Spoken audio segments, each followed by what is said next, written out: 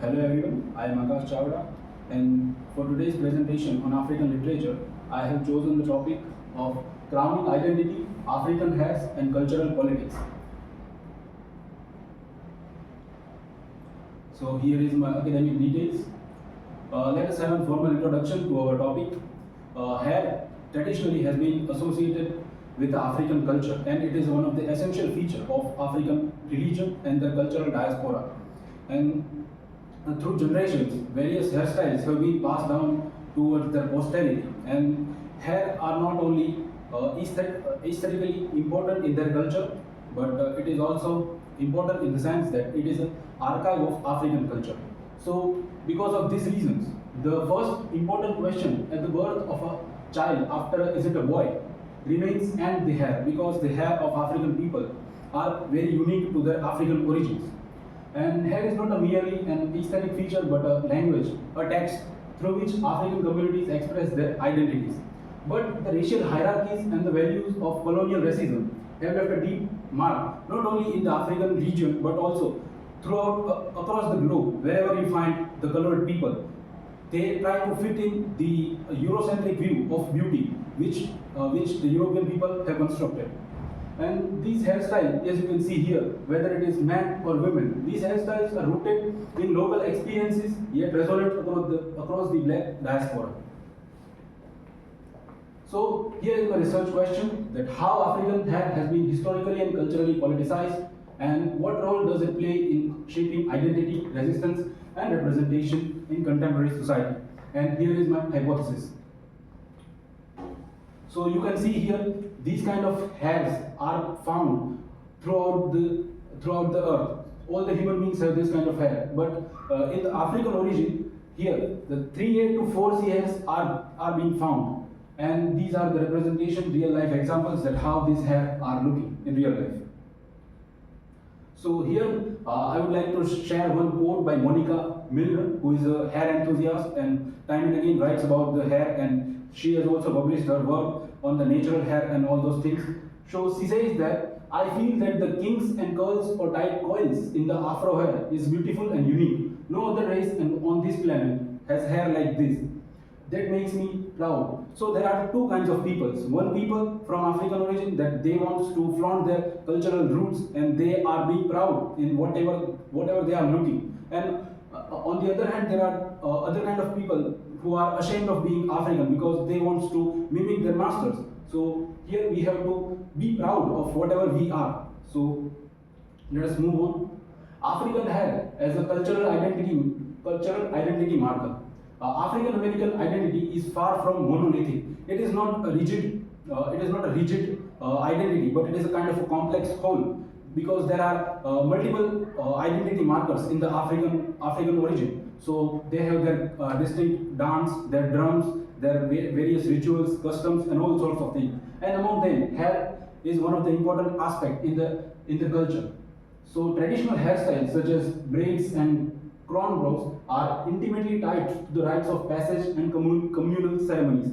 So these hairstyles are also associated with their customs also. For example, if any African girl, she is coming to an age and she is in a way matured and she wants to convey that to the parents and to the society, then she would wear a certain kind of hairstyles, or she decorate her hair with certain ornaments that are found in African region. So in this way, it is also important. And in African culture, the way one wears one's hair may also reflect one's status, whether they are belonging to the head of the tribal or whether they are normal peasant people.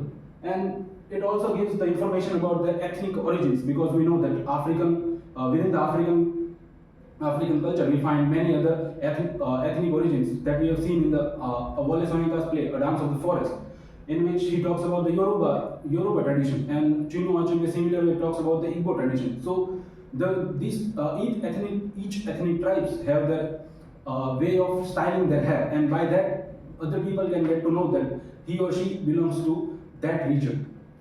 And they shave themselves with the knives.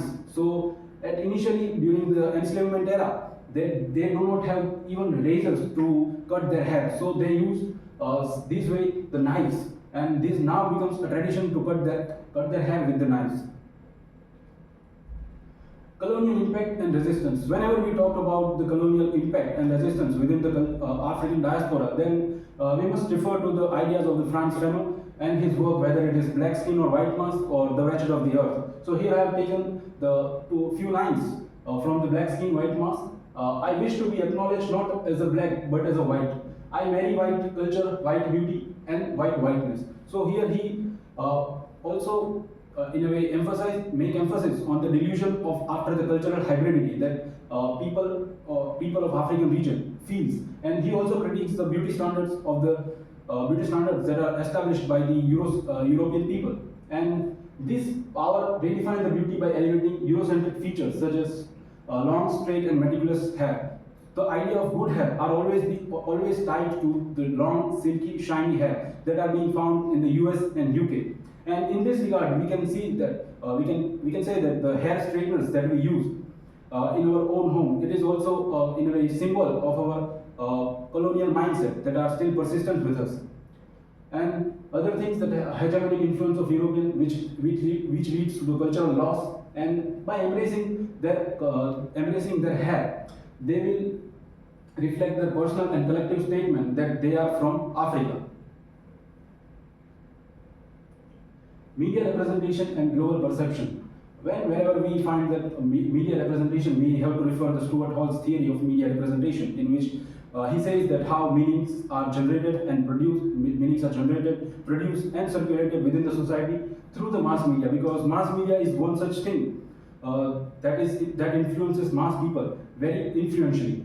So the stigmatism of Afro hair has been rife across the media for decades, and Western media, especially the Hollywood, portrays in the past that in the Hollywood portrayed the black characters in the past, such as they depict the black character as a drug dealer or the mafia, or anyway, they are playing the role of antagonists. So it is one of the negative stereotype about the black African people.